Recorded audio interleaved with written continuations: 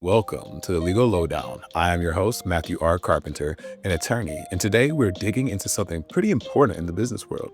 Yeah, we're talking about Delaware specifically. Delaware, if you all don't know, is the incorporation capital of America, meaning that most companies prefer to incorporate in Delaware because of its favorable corporate laws. But Delaware has made some recent big changes to its corporation code.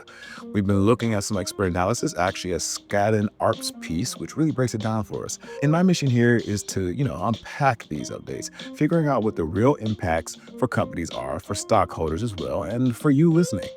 And it's fascinating because you hear this chat about companies maybe thinking of leaving Delaware, right? The Delaware Exodus narrative, maybe going places like Nevada or Texas.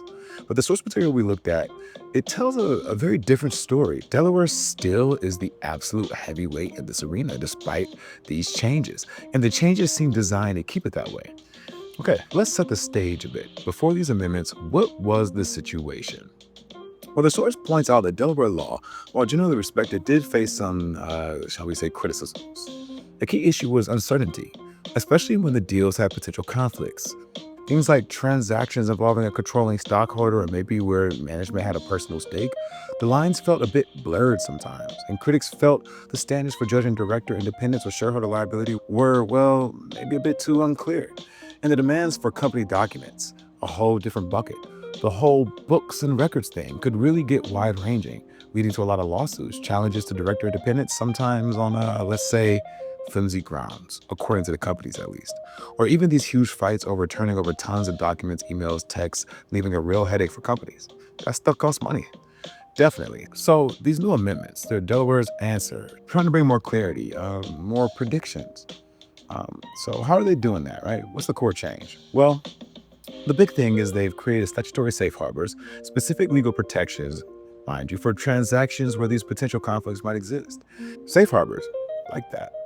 So how does that work in practice, though? Well, basically, a deal involving interested parties can get what you might call a clean bill of health or a safe harbor from courts. Interested parties may be protected if they meet certain conditions. First, approval by a majority of a board or committee consisting of at least two directors who are clearly disinterested. Second, approval by a majority vote of the disinterested stockholders who all have vital information. And third, showing the deal is fundamentally fair to the corporation and its stockholders. So a three-part consideration to get safe harbor protection. But a source mentioned a tougher standard for certain deals, for controlling stockholders. Take private transactions where they buy out the public shares. The standards are a bit stricter. In those situations, you need either approval from both the disinterested directors and the disinterested stockholders, or you have to prove fairness. And proving fairness, surprisingly, is no easy feat. Now, meeting these conditions, these safe harbors, what does that actually do? Well, it's powerful. It basically shields the deal from being stopped or undone by a court, what lawyers call equitable relief. And importantly, it protects the directors, officers, and controlling stockholders involved from being held liable. And what's more, I believe Delaware also clarifies some key terms that used to cause problems with these new amendments, which is a completely different bucket from what we've been talking about before, right?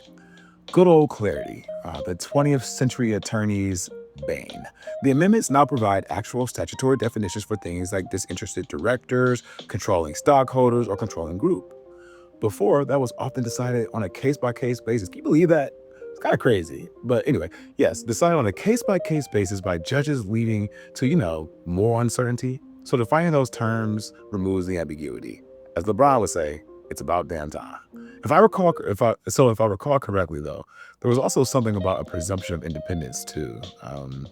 Yeah, right. Specifically, directors who meet the standard stock exchange independence criteria are presumed independent.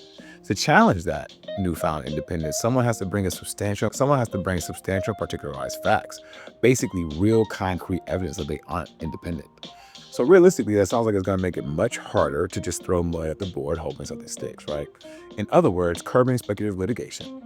And I think we've covered fairly the impact on transactions.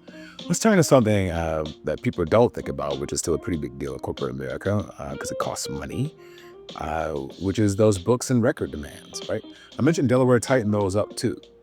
And mind you, this was another big area for disputes. The law now actually lists specific core documents stockholders usually can get access to, like the certificate of incorporation, bylaws, stockholder communications, board and committee, minutes and materials, core financials, and certain key contracts. Honestly, if your company is doing what it's supposed to be doing, in my personal opinion, you should have access to those documents anyway. They should actually be online, making it easier to produce and cutting down and mitigating costs. But anyway, crucially, the request for these books and records has to be in good faith for a proper purpose related to stock ownership. And if a stockholder wants documents beyond that specific list, then the burden shifts right to the person requesting it, the stockholder.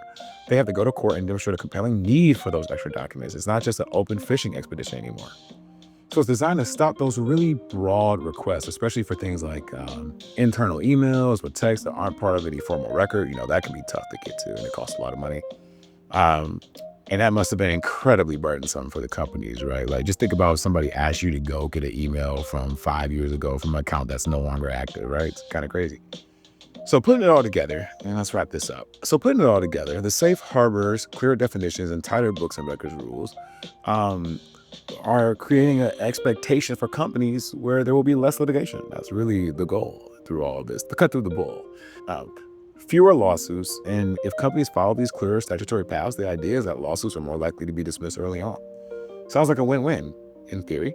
That means more predictability when planning big transactions, which brings us back to that whole narrative about companies fleeing Delaware. Is that really true? The data I mentioned earlier, the source data really pushes back on that, right? Like, since 2020, only 2 S&P 500 companies have moved out of Delaware, but 3 major ones, including Cisco and Caesars Entertainment, actually moved in, right? So that doesn't really sound like a mass exodus at all. And Delaware still incorporates something like, 65% of the S&P 500, with the vast majority of IPOs this year alone, about 80%, choosing Delaware as their location. So Delaware's dominance continues. It's beating the brakes off the competition. It's not just inertia. It points to Delaware's well-regarded business course, right? And as these amendments show, it's a real commitment to, how shall we say, keeping its laws practical and up to date for modern businesses. They're actively working to maintain that mecca status. Okay, so wrapping up. The main takeaways seem to be that Delaware heard the criticisms and proactively moved to provide more clarity and certainty in its corporate law, which leaves maybe a final thought for you, the listener. How do these seemingly technical legal tweaks, these adjustments to corporate plumbing, shape the huge decisions and deals that ripple through the market and might even affect investments you hold? It's worth considering how the ground rules influence the game. Thanks for listening.